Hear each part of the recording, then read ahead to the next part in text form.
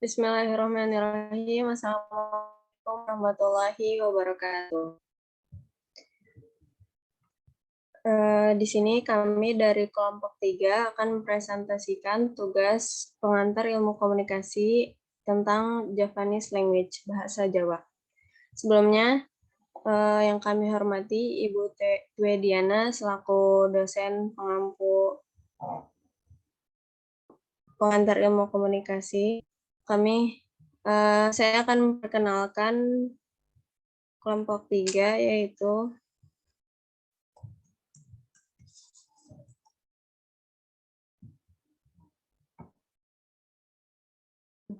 yang pertama ada Akila Sarah Jauhara, yang kedua ada Jasmine Dara Sapitri, yang ketiga ada Muhammad Rizky Hidayatullah, yang keempat ada saya Sulfa Azizah, yang kelima ada Jihan Anjari.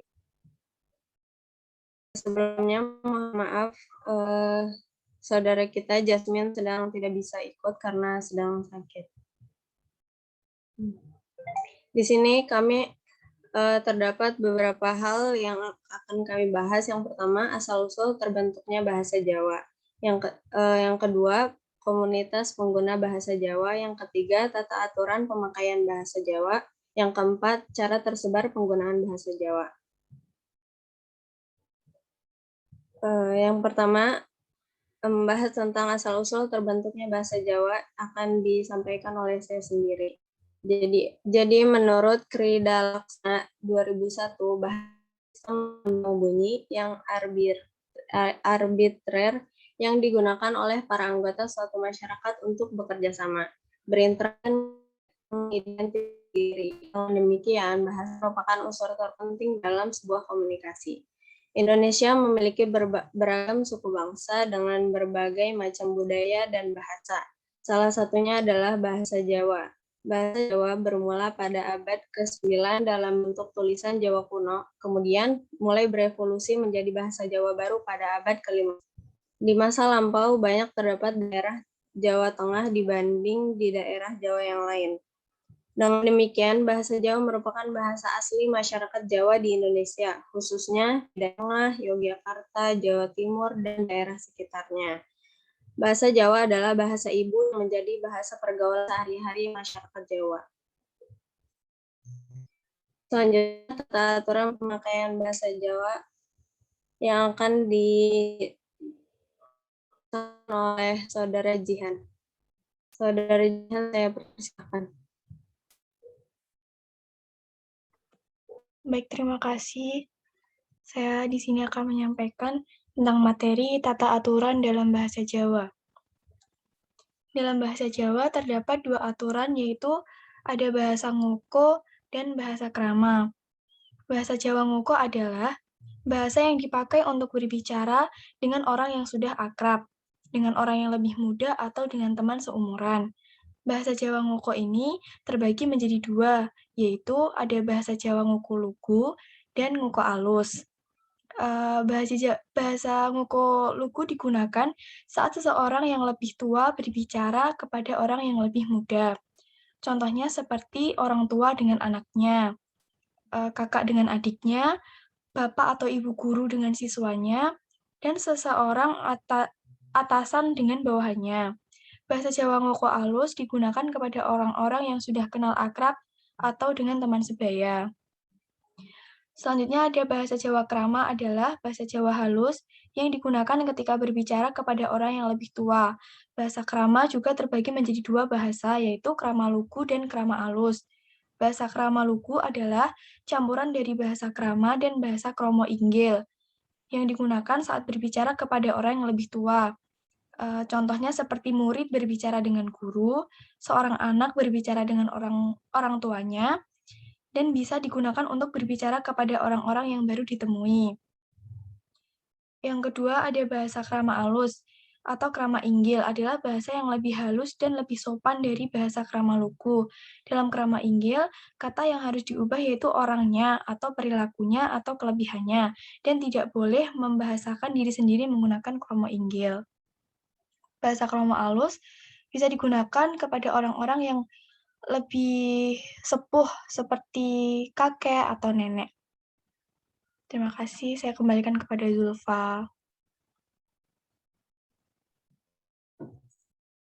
Baik, terima kasih kepada Saudara Jihan. Selanjutnya, yaitu membahas tentang komunitas pengguna bahasa Jawa yang akan disampaikan oleh Saudara Akila. Baik, terima kasih Saudara. Saudara Zulfa. Sebelumnya saya akan mengambil alih. Saya di sini akan menjelaskan tentang komunitas penggunaan bahasa Jawa. Menurut Akhira tahun 2010, bahasa Jawa adalah salah satu bahasa komunikasi yang digunakan secara khusus di lingkungan etnis Jawa. Bahasa ini merupakan bahasa pergaulan yang digunakan untuk berinteraksi antara individu dan memungkinkan terjadi komunikasi dan perpindahan informasi sehingga tidak ada individu yang ketinggalan zaman. Daerah yang menggunakan bahasa Jawa terdapat pada Provinsi Jawa Tengah seperti Sepertiga Timur, Pulau Jawa Barat, Barat Daya, Jawa Timur, Kabupaten Banyumas, Cilacap, dan Purbalingga. Baik, akan saya kembalikan kembali kepada moderator Mbak Zulfa. Baik, terima kasih kepada Saudara Akila. Selanjutnya, pembahasan selanjutnya yaitu cara tersebar penggunaan bahasa Jawa yang akan disampaikan oleh Saudara Rizky. Pada Saudara Rizky dipersilakan. Tes. Faktor yang mempengaruhi faktor-faktor tersebarnya bahasa Jawa. Yang pertama ada faktor sosial, ada faktor ekonomi atau perdagangan, dan faktor budaya. Yang pertama, faktor sosial. Dalam interaksi sosial terjadi saling pengaruh. Orang yang lebih aktif akan mendominasi interaksi itu. Maka tak heran apabila suatu bahasa lebih banyak dipakai, maka bahasa itu akan berkembang dan tersebar. Yang kedua, ekonomi dan perdagangan. Dalam kehidupan berekonomi dan perdagangan banyak sekali terdapat interaksi antar manusia. Contoh konkretnya adalah ketika terjadi jual beli, tawar-menawar, dan lain sebagainya. Disitulah terdapat komunikasi dan kadang bahasa-bahasa seperti inilah menjadi sering dipakai masyarakat dan yang selanjutnya memungkinkan untuk tersebarnya bahasa tersebut. Yang ketiga, faktor budaya. Bahasa Jawa bisa tersebar melalui budaya, seperti pada pertunjukan wayang,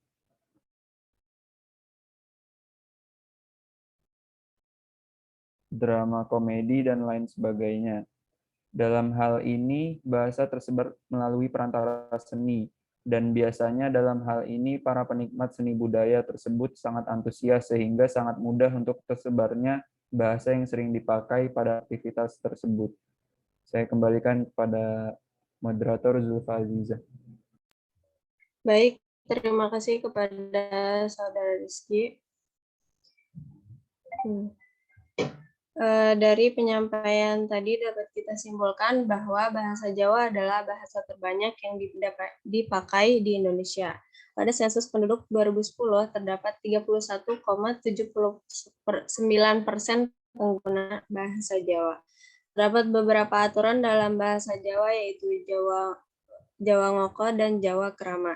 Bahasa Jawa tersebar melalui interaksi sosial di sekitar, interaksi jual beli di pasar dan di berbagai tempat lainnya, dan juga saat pertunjukan seni. Salah satunya seni wayang. Dengan terjadinya hal-hal tersebut membuat bahasa Jawa semakin dikenal dan dipakai dalam kehidupan sehari-hari.